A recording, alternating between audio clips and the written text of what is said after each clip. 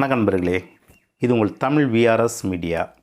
இன்றைக்கி இந்த வீடியோவில் எதை பற்றி தெரிஞ்சுக்கிற போகிறோம் அப்படின்னு கேட்டிங்கன்னா, ஃபார் எக்ஸாம்பிளுக்கு இந்த ஏ, பி, சி இந்த 3 பேருமே உடன் பிறந்த அண்ணன் தம்பிகள்.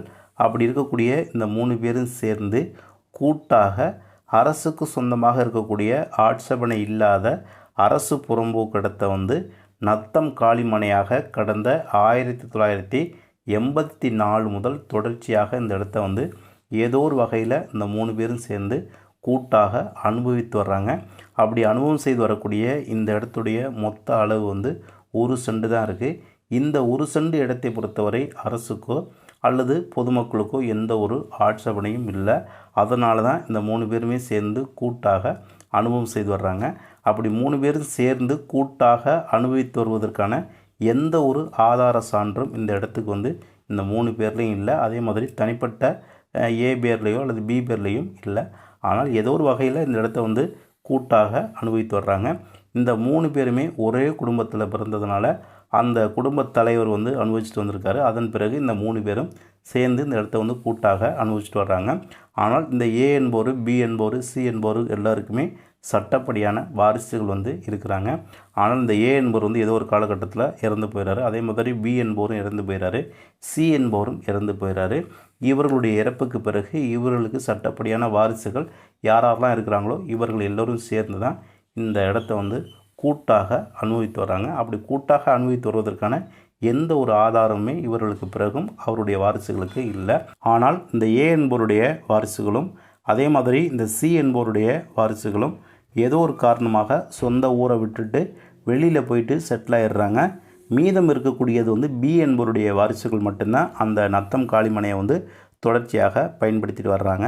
இதற்கிடையில் ஏ என்பவருடைய வாரிசுகளும் சி என்பவருடைய வாரிசுகளும் சொந்த ஊருக்கு வந்தாங்க அப்படின்னா அவர்களும் அந்த நத்தம் காலிமனையில் போயிட்டு ஏதாவது ஒரு அனுபவத்தை செஞ்சுக்கிட்டே வர்றாங்க.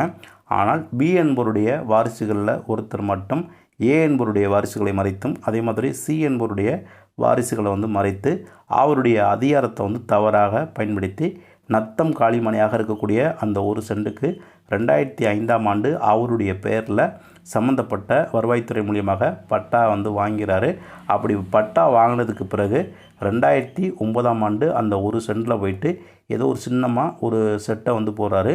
அப்படி செட்டை போட்டதுக்கு பிறகு அதே சொத்தை அவருடைய குடும்பம் சார்ந்த மற்ற உறுப்பினர்களுக்கு தான செட்டில்மெண்ட்டாக சட்டப்படி பதிவுத்துறையில் பதிவு பண்ணி எழுதி வச்சுறாரு.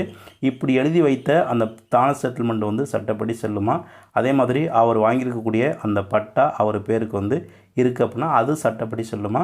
அந்த சொத்தில் போயிட்டு ஏ என்பவருடைய வாரிசுகளும் அதே மாதிரி சி என்பவருடைய வாரிசுகளும் அந்த சொத்தில் உரிமை கோர முடியுமா அப்படிங்கிறது தான் இந்த வீடியோடைய முக்கியமான கேள்வியாக இருக்கிறது.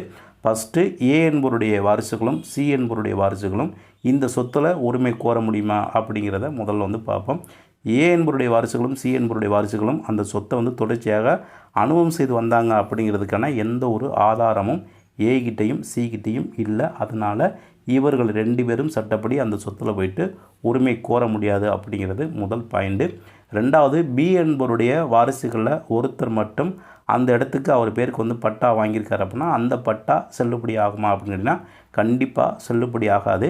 எப்போது செல்லுபடி ஆகும் அப்படின்னு கேட்டிங்கன்னா அந்த வாரிசுகளில் ஒருத்தர் மட்டும் இந்த நத்தம் காலிமனையில் நிரந்தரமாக வீடு கட்டி குடியிருந்ததுக்கான ஆதார சான்றாக வீட்டு வரி ரசீது, மின் இணைப்புடைய ரசீது, வீட்டு வரி ரசீது இந்த மாதிரி ஏதாவது ஒரு ஆவணம் இருந்துச்சு அப்படின்னா அவர் பேரில் வாங்கியிருக்கக்கூடிய அந்த பட்டா சட்டப்படி செல்லுபடி ஆகும்.